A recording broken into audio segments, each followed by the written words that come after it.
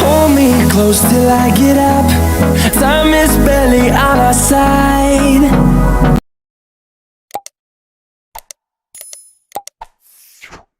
Jean-Michel Nicollier bio je francuski dragovoljac i heroj Domovinskog rata u Hrvatskoj. Rođen je 1. srpnja 1966. u Vesoulu, malom gradu u Francuskoj.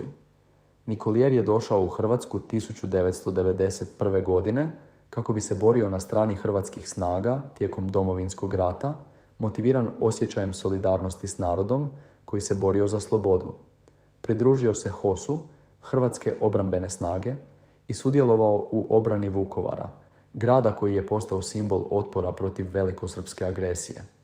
Jean-Michel Nicollier bio je među onima koji su branili Vukovar do pada grada u studenom 1991. godine. Nažalost, nakon pada Vukovara zarobili su ga pripadnici JNA i paravojnih snaga, te je odveden u zloglasnu bolnicu u Vukovaru, a potom u masovnu grobnicu na Ovčari, gdje je zajedno s mnogim civilima i braniteljima mučen i ubijen 20. studenog 1991. Njegovo tijelo nikada nije pronađeno. Nicollier je u Hrvatskoj postao simbol međunarodne solidarnosti i herojstva, a njegova žrtva se pamti i odaje počast kroz različite spomenike i događaje, uključujući godišnjicu pada Vukovara.